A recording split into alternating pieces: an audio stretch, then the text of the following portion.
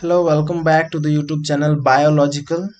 This is Prince Kumar, and today we're gonna discuss about the enzymes, only about the introduction part and the classification, the need of the classification, and at the last of the video, मैं आपको बताऊंगा the mnemonics, how to learn the all the classes sequence wise. So jump straight to the topic, that is enzymes.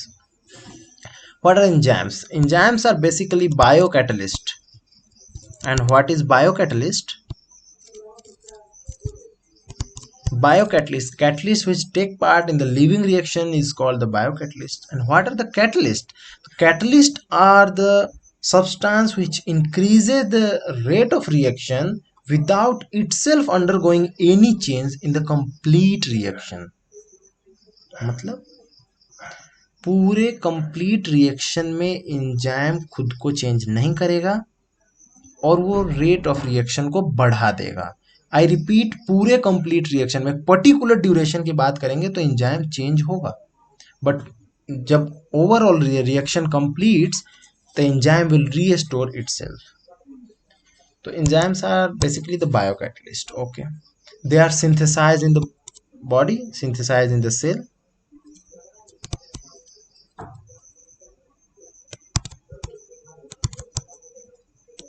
Very nice. Next point क्या है? They are very specific. They are specific. Thermolabile, because I gonna tell you why this is so.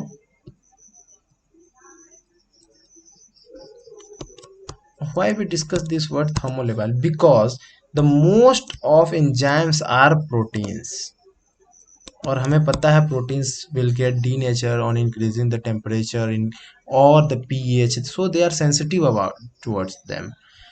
तो proteins, enzymes are basically the proteins, but there are exceptions to that. Exception is ribozyme. Ribozyme is the exception. What is ribozyme? Ribozyme is the RNA molecule which act as a enzymes. Okay, the next point जो था वो है कि what are the factors which affect the enzymes, or what are the factors which affect the reaction catalyzed by the enzymes. The factors जो भी protein को affect करते हैं वो एंजाइम को अफेक्ट करेंगे. फॉर एग्जांपल पीएच, टेम्परेचर, और substrate concentration is also there.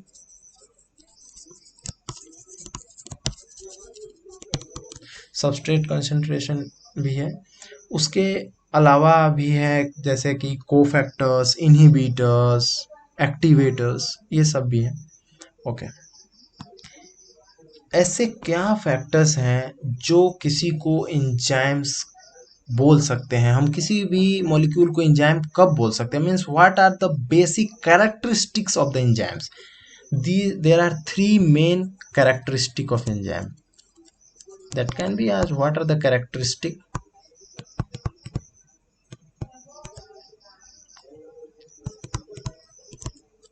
Remember, these are three only. First is catalytic. मतलब किसी भी मॉलिक्यूल को एंजाइम कब बोलेंगे? पहली बात, उसमें कैटालिटिक पावर होनी चाहिए. नेक्स्ट पॉइंट इज कि स्पेसिफिसिटी होना चाहिए.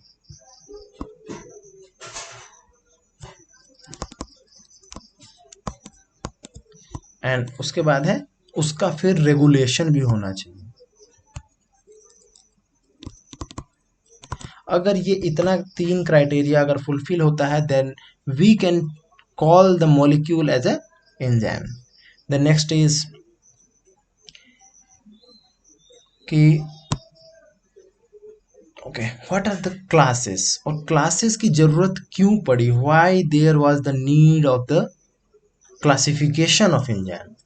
तो सबसे पहले मैं आपको बताता हूँ, एंजाइम्स का जो सफिक्स होता है उसको बोलते हैं एज. मीन्स एंजाइम के लास्ट में एज लगा होगा. First enzyme to be discovered was urease, और जो इसका प्रीफिक्स है यहाँ पे urea, urea it denotes the substrate. Means urea is the substrate and ase is the suffix, so that's the complete enzyme. But सारे enzymes ऐसे नहीं है। फॉर एग्जाम्पल मैं आपको बताता हूँ ट्रिप्सिन। क्या आप ट्रिप्सिन को देखकर बता सकते हैं इसका सबस्ट्रेट क्या है? Can you tell? No. So is the chymotrypsin.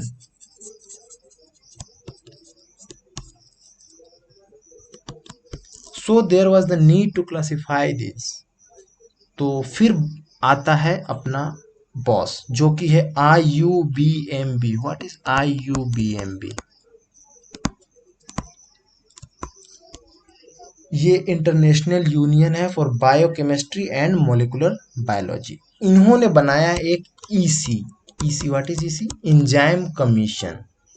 अब ये जो एंजाइम कमीशन है यही डिसाइड करता है एंजाइम्स का क्लासिफिकेशन कैसे करना है। तो let's get started with the classification. सबसे पहले इसके 6 क्लासेस हैं। याद करने का अभी बात नहीं है बिकॉज याद 1 मिनट में हो जाएगा। अभी इसे समझने की बात है कि 6 क्लासेस है। सबसे पहला है oxido reductase.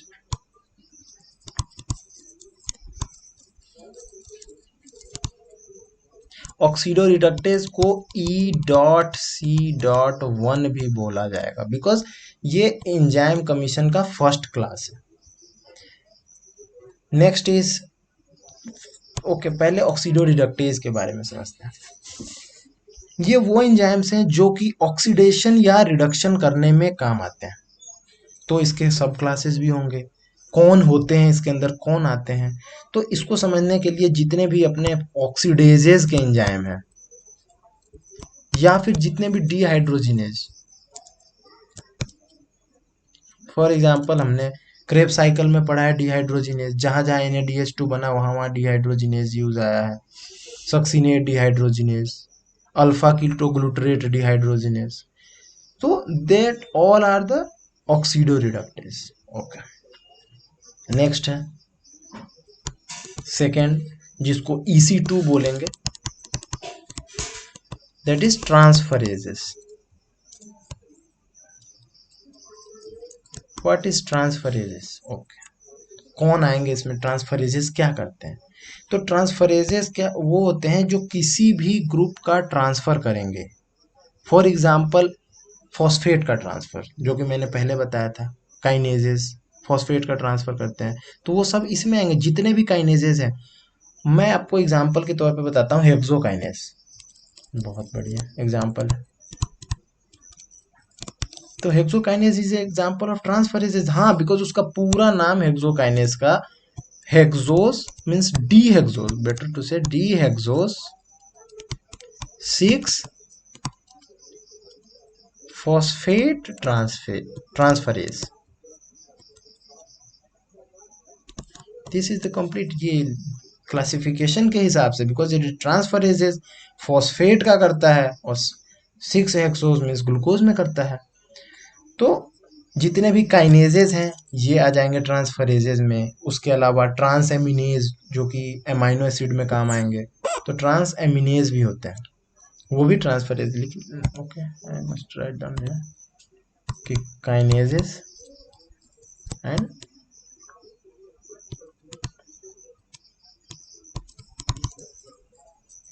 Trans एमिनेज।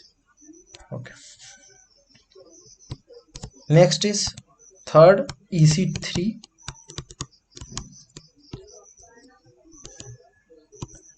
Third is hydrolases.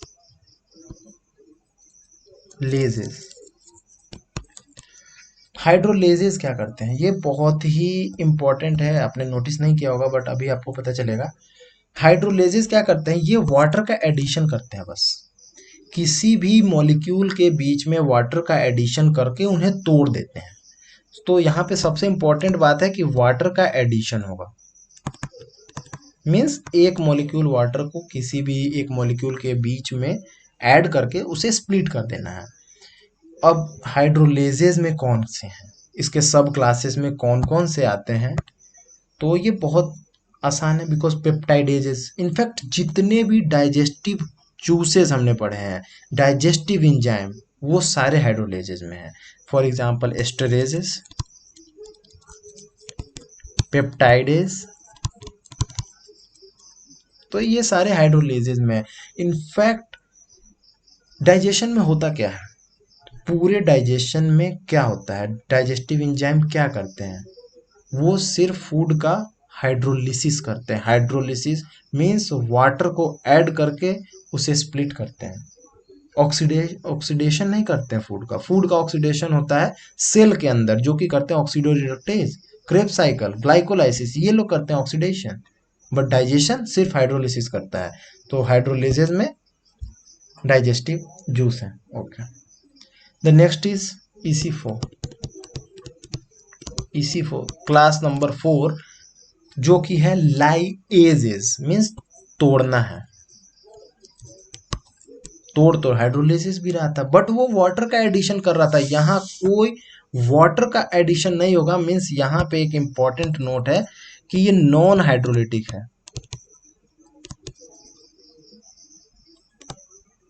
और दूसरा, ये नॉन ऑक्सीडेटिव भी है।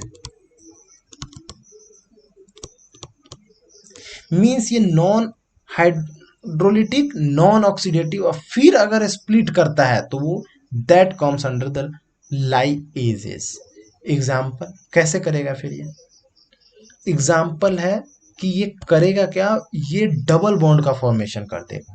फॉर एग्जाम्पल, जितने भी कार्बोक्सिलेजेज हैं, डी कार्बोक्सिलेजेज आई मीन, जो CO2 रिलीज करते हैं, तो किया क्या उन्होंने, उसमें एलिमिनेट किया डबल बॉन्ड लगाकर। तो डी कार्बोक्सिलेजेज हैं इसमें। Next is EC5। Total 6 classes हैं, ये 5th है।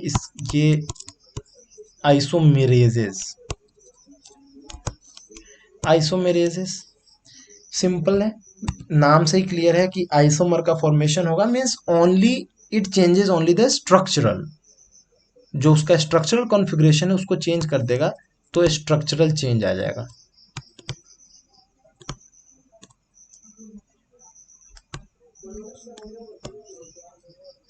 Structural change. Okay, example means इसके सब क्लासेस में क्या क्या आएंगे? म्यूटेजेस बहुत कॉमन है, बहुत म्यूटेजेस हैं, एपीमरेजेस हैं, उसके डिफरेंट डिफरेंट सब क्लासेस होता है। बट अभी हम सिर्फ क्लासेस को डील कर रहे हैं, तो सब क्लासेस को उतना नहीं, बस समझ लेते हैं कहाँ यूज होता है। फॉर एग्जांपल, आइसोमेरेजेस, सिंपली आइसोमेरेजेस भी लिखा जाता है, हमने ग्लाइकोलाइसिस में पढ़ा।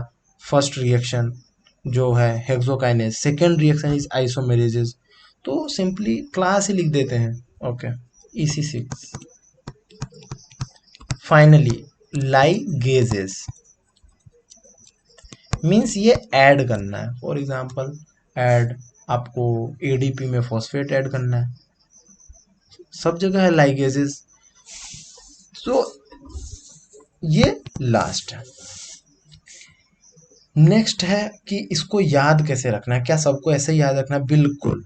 क्यों, इसकी ज़रूरत क्या है, वो मैं आपको एक बहुत ही इसका बेसिक एग्जाम्पल है उससे बताता हूँ कि नोमेनक्लेचर होगा कैसे, कैसा दिखेगा आपको, कि कैसे पता करना है क्या है। फॉर एग्जाम्पल, आपको क्वेश्चन रहेगा कि ये एक एंजाइम है E.C.2.7.1.1, ये ऐसे ही नोमेनक्लेचर किया जाता है। EC समझ में आ गया, एंजाइम कमीशन, बहुत बढ़िया। 2711, इससे क्या समझ में आया? इससे समझ में आया कि पहला जो डिजिट है ये कह रहा है क्लास, दूसरा है सब क्लास, तीसरा है सब क्लास, और फोर्थ आर्बिट्रेरी है, मतलब ये अपने मर्जी से रख दिया कुछ भी। जैसे कि बुक अरेंज करते हैं ना टेबल वाइज, वैसे अरेंज कर दिया, अपने मर्जी से लाइन बना दी है। तो इसका कोई सिग्निफिकेंस नहीं है, मतलब सिग्निफिकेंस है बट कोई इसका वो नहीं है, ये आर्बिट्रेरी है, अपने मर्जी से नाम दे दिया है 1 2 3 इस टाइप से। सेकेंड जो हमारे काम का है अभी, ये है, ये हमें क्या बता रहा है? सेकेंड मतलब क्या है? सेकेंड का मतलब हमने अभी पढ़ा ट्रांसफरेजेस, मतलब ये ट्रांसफरेजेस है। Very nice. सब क्लास 7, वैसे इसको याद करने की जरूरत नहीं है, मुझे पता है, बस मैं इसलिए बता रहा हूँ कि जो सब क्लास में अगर 7 है तो इसका मतलब है कि ये फॉस्फेट का ट्रांसफर करता है। ट्रांसफर करता है, किसका करता है? फॉस्फेट का। बहुत बढ़िया। फर्स्ट है जो सब सब क्लास फर्स्ट, इसका मतलब क्या है? किस पे करता है? तो ये हाइड्रोक्सिल ग्रुप पे करता है ये। और जैसे ही बोला 1, तो 1 में रखा हुआ है हेक्सोकाइनेज। मतलब आप ऐसे समझ लीजिए कि ये सेकेंड रो में गया ट्रांसफरेजेस के अंदर, ऐसे 7वां, फिर वहां पे फर्स्ट में जो OH पे करता है उसका जो फर्स्ट है एंजाइम वो है हेक्सोकाइनेज। और ये 2711 जो कोड है ये हेक्सोकाइनेज के लिए यूज होता है। और हेक्सोकाइनेज का नाम मैंने पहले ही बताया कि उसका नाम ही है डी हेक्सो 6 फॉस्फेट ट्रांसफरेजेस। मतलब ग्लूकोज में 6th पोजीशन पे फॉस्फेट का ट्रांसफर करेगा, और वो भी कहाँ पे? तो हाइड्रोक्सिल ग्रुप पे।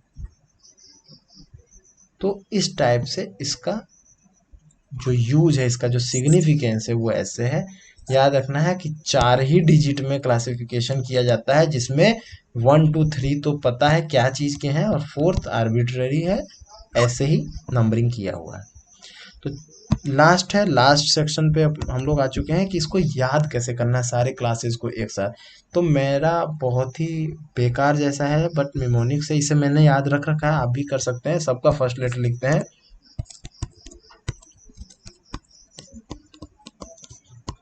Okay. First is oxidoreductase, transferases, hydrolases, lyases, isomerases, ligases. तो इसको याद कैसे करना है? ओ तुम हो, लो इसे लो। मैंने ऐसे याद रखा कि ओ तुम हो, लो इसे लो। इससे याद हो जाएगा, बिकॉज ओ मीन्स ऑक्सीडोरिडक्टेज, तो मीन्स ट्रांसफरेजेज, हो मीन्स हाइड्रोलेजेज, लो इज लाइएजेज। इतना कॉमन सेंस थोड़ा लगाना पड़ेगा कि लाइएजेज पहले आएगा और लाइगेजेज मीन्स जोड़ना बाद में होता है। तो पहले तोड़ लेंगे आइसोमरेजेज और फिर लाइगेजेज। अगर आपको सच में ये हेल्पफुल लगा है वीडियो पूरा, तो प्लीज़ शेयर। और बिकॉज मुझे सब्सक्राइबर्स की नीड है, हमारा यूट्यूब चैनल अभी नया है। Thank you for being with me. Have a nice day.